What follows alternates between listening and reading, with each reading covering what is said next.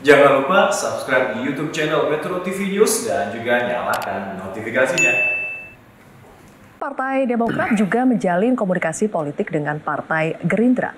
Mas Agus, apa yang dicari dari pertemuan Demokrat dengan Gerindra?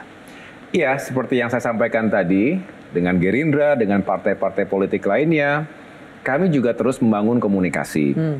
Dan itu penting, sekali lagi, kita tidak boleh hanya terpaku pada komunikasi menuju 2024, tetapi banyak juga sebetulnya yang harus kita bicarakan tentang kondisi Indonesia hari ini. Justru yang sering disconnect adalah ketika politisi sudah hanya berpikir next election, pemilu berikutnya, tetapi lupa bahwa Indonesia hari ini sedang tidak baik-baik saja. Rakyat sedang susah. Daya beli masyarakat sangat terpukul. Harga-harga luar biasa melambung tinggi. Komoditas pangan, energi, BBM yang semua akan berdampak langsung terhadap kehidupan masyarakat kita. Oleh karena itu, dalam pertemuan-pertemuan politik dengan partai lain, saya lakukan juga diskusi tentang isu-isu rakyat. Tetapi juga tidak menutup kemungkinan bahwa dalam setiap diskusi itu selalu kami juga melihat apakah ada peluang-peluang lain dalam politik praktis menuju 2024. Dan ini masih sangat terbuka.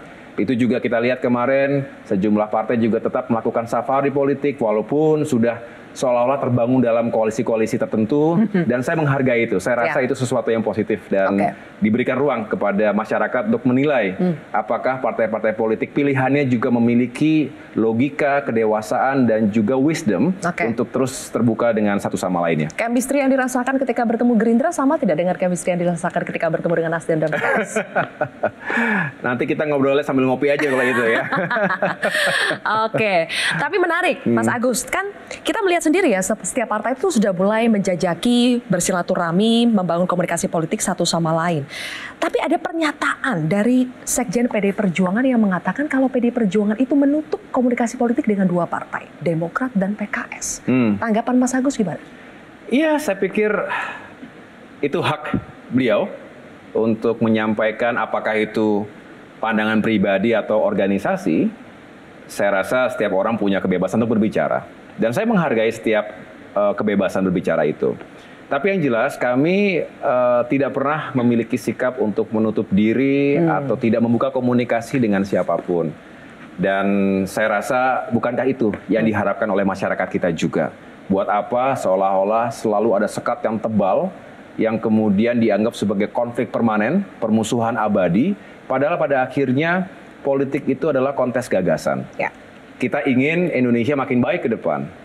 Buat apa seolah-olah permusuhan itu abadi?